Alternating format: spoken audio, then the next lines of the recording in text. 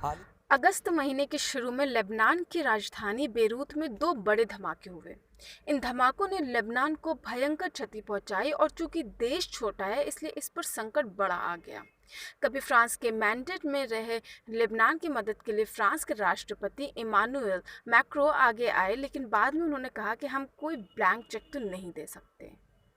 France की ओर से इस तरह के बयान लगातार आ रहे हैं, जिनसे ऐसी बू आ रही कि फ्रांस फिर से इस क्षेत्र पर आधिपत्य जमाना चाहता है। फ्रांस की ओर से आज जो बयान आया है वो काफ़ी चौंकाने वाला है। फ्रांस ने आज बयान दिया कि लेबनान को राजनीतिक बदलाव तेज़ी से करने होंगे, वरना एक देश के तौर पर उसका अस्तित्व खत्म हो सकता है।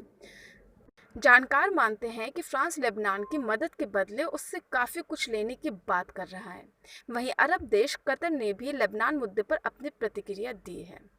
देश के विदेश मंत्री शेख मोहम्मद बिन अब्दुल रहमान अल थानी ने मंगलवार को राष्ट्र से त्रस्त लेबनान में राजनीतिक स्थिरता का आह्वान किया। बिन अब्दुल रहमान अल थानी ने कहा, लेबनान में राजनीतिक स्थिरता की आवश्यकता है। वो लेबनान में कई अधिकारियों से मिले हैं जिनमें लेबनान को फिर से खड़ा करने को लेकर चर्चा हुई है। उन्होंने लेबनान को समर्थन देने की बात कही। इस पूरे मामले को कई और देश बारीकी से देख रहे हैं। लेबनान भले ही एक छोटा देश है, लेकिन ये अरब क्षेत्र के लिए बेहद महत्वपूर्ण है। ऐसे में अगर फ्रांस यहाँ अपना आधिपत्य जमा लेगा तो आगे आने वाले दौर में अलग राजनीतिक समीकरण देखेंगे।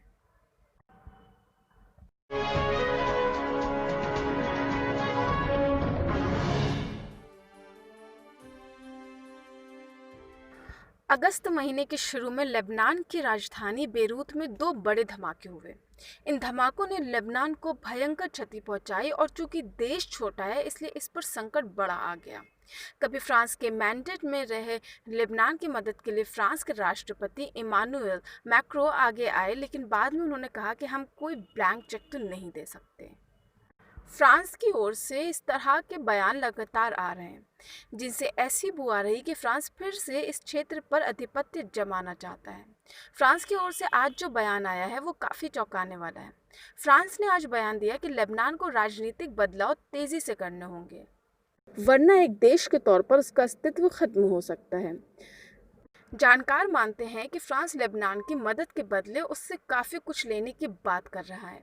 वहीं अरब देश कतर ने भी लेबनान मुद्दे पर अपनी प्रतिक्रिया दी है। देश के विदेश मंत्री शेख मोहम्मद बिन अब्दुल रहमान अल थानी ने मंगलवार को राष्ट्र से त्रस्त लेबनान में राजनीतिक स्थिरता का आह्वान किया। बिन अब्दुल रहमान अल थानी ने कहा, लेबनान में राजनीतिक स्थिरता की आवश्यकता है। वो लेबनान में कई अधिकारियों से मिले हैं जिनमें लेबनान को फिर से खड़ा करने को लेकर चर्चा हुई है। उन्होंने लेबनान को समर्थन देने की बात कही। इस पूरे मामले को कई और देश बारीकी से देख रहे हैं। लेबनान भले ही एक छोटा देश है, लेकिन ये अरब क्षेत्र के लिए बेहद महत्वपूर्ण है। ऐसे में अगर फ्रांस यहाँ अपना आधिपत्य जमा लेगा तो आगे आने वाले दौर में अलग राजनीतिक समीकरण देखेंगे।